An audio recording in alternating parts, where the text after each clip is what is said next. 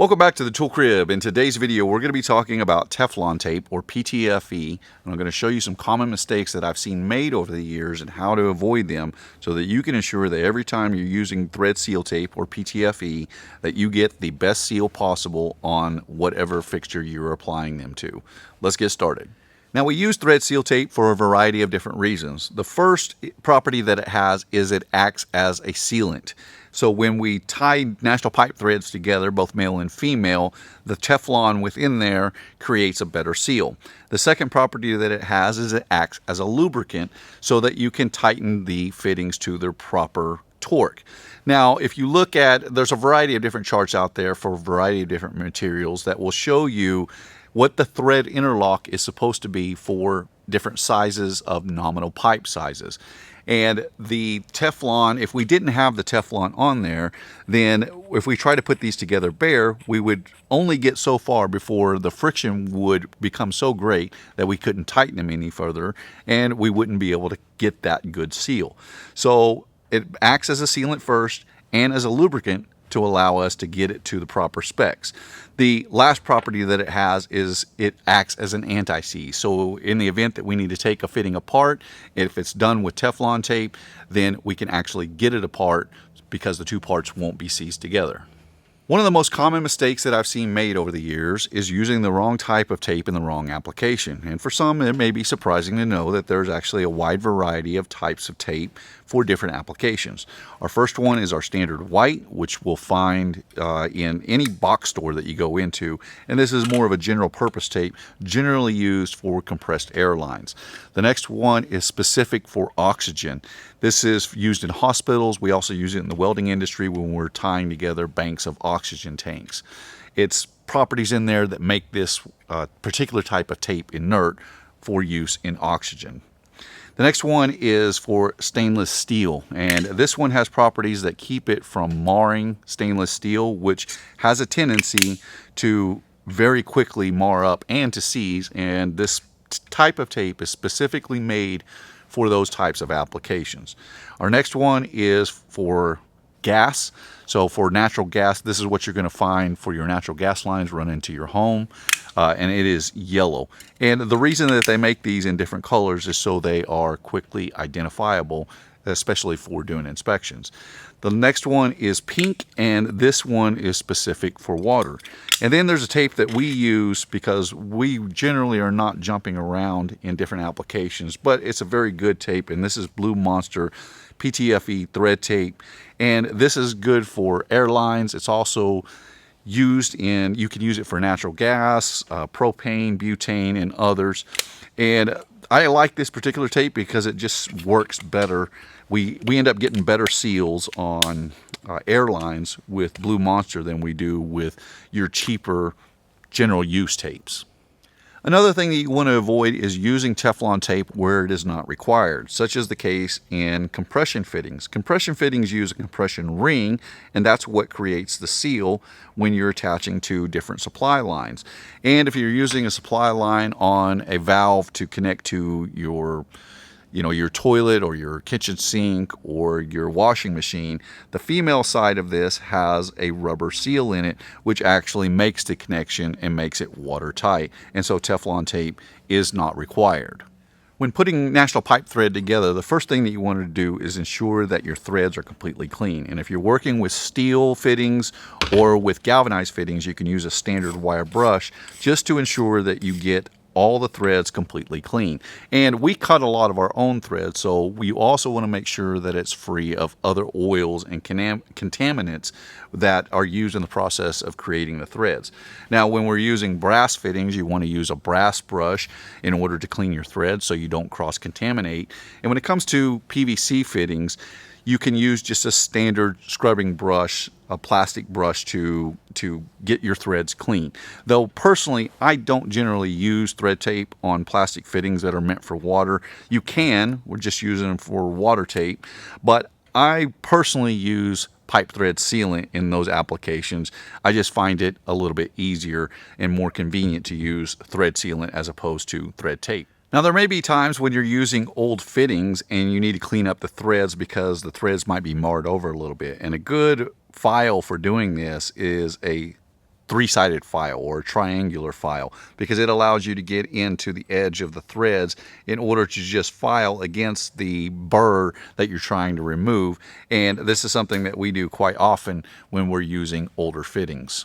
Now, by far the most common problem that I've seen when applying Teflon tape is applying it in the wrong direction. So if you are putting together just standard pipe fittings, you're going to want to tighten it in the direction that the threads are going to tighten. And in most cases, that's going to be a clockwise direction as opposed to the anti-clockwise that I just performed here. Now, the reason that we do this is because when you go to put your fitting on, when we go to tighten this up, you'll notice that the tape will grab and it'll start to come apart, and thereby we won't get a good seal. So unless you're dealing with a flammable gas, and in most of those types of connections are going to have a different type of fitting anyway, where you're not going to require Teflon tape, you want to make sure that you tighten your tape in a clockwise direction. The next mistake that I've seen made is trying to reuse old tape. So let's say that we are putting together a bunch of fittings and things weren't quite right, so we took it apart to make some adjustments.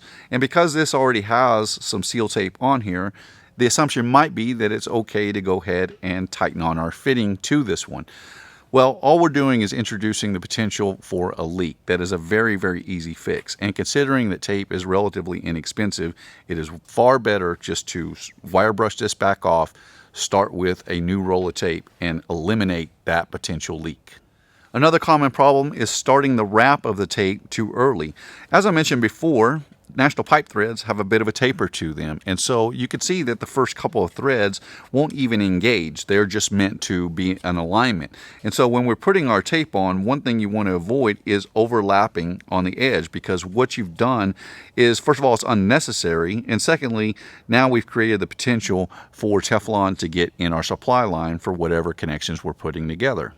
The next common problem that I've seen kind of go hand in hand, and that's either putting too little tape on, where I've just put a single wrap on these threads, or putting way too much, where I've put 5 or 6 different wraps on these threads.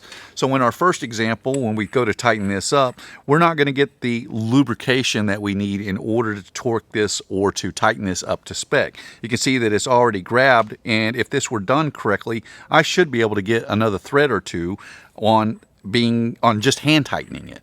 And then on the other side, we've put way too much, and now the tape is acting as a block where the threads won't engage as nearly as well as they should have. So these are two mistakes you want to avoid: putting too little tape and putting too much tape.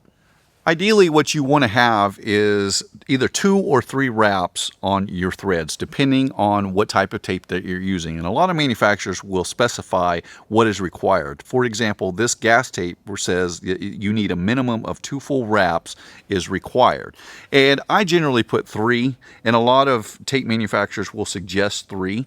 So in order to do this properly, what I like to do is I start at the middle and kind of hold my thumb down. That way I can wrap that first wrap just short of the end, and that way once I get a full wrap around, now I can release it, because the second wrap there is holding the first one down. And now we can just run an overlap and go from one side to the other and then back. And then I make one final pass going the other way for a total of 3 wraps.